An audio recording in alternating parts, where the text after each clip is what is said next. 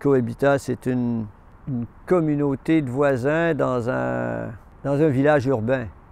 Le village, c'est une valeur, c'est un lieu et c'est une façon de se comporter par rapport aux gens qui va en quelque sorte privilégier les relations de proximité plutôt que les gadgets, machins, etc. Je suis arrivé ici avec un regard hautain. Tu vois, j'habite au 3e, alors je voyais les choses de haut. Et on juge les gens sur leur apparence. Puis à un moment donné, on apprend vraiment à franchir cette première zone pour rentrer véritablement en communication avec les gens. Ici, les retraités, on s'appelle les apprentis sages. Alors, on est toujours en mouvement, on est en quête de quelque chose. Le fait qu'on puisse être en contact avec des gens qui ont des idées neuves et qui sont actuelles, ça empêche de s'incruster dans ses propres idées qui sont des idées anciennes. Moi, j'ai eu la chance exceptionnelle de refaire un réseau d'amis, mais avec des personnes qui ont 10, qui ont 20, qui ont 30 ans de moins que moi. Et c'est ce que j'aime ici, c'est que le respect que nous accordent les jeunes n'est pas celui du respect de l'âge, c'est celui du respect de l'égalité.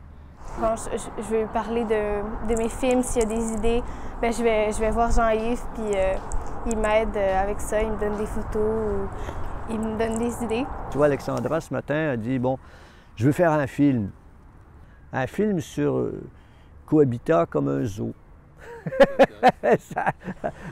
Je vois le Denisausaure là-bas. Donc, leur habitat naturel, on voit que c'est très vert. Et il y a au fond là-bas des bâtiments, leur lieu de repos.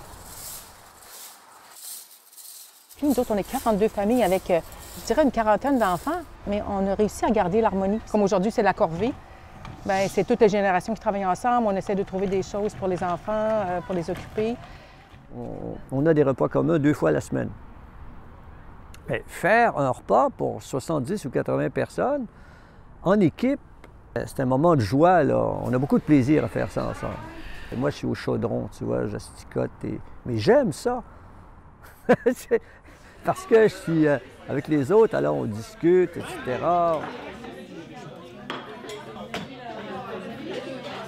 Moi, je suis venue ici seule avec mon oiseau.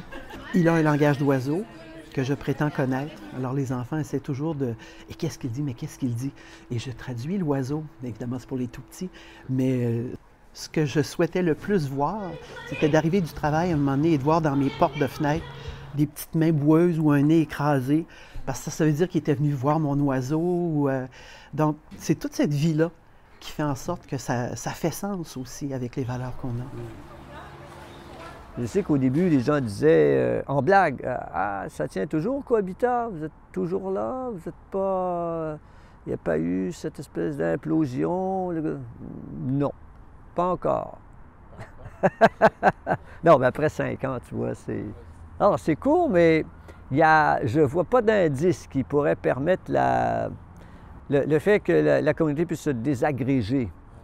C'est quoi le mot? Je vais le chercher dans le dictionnaire.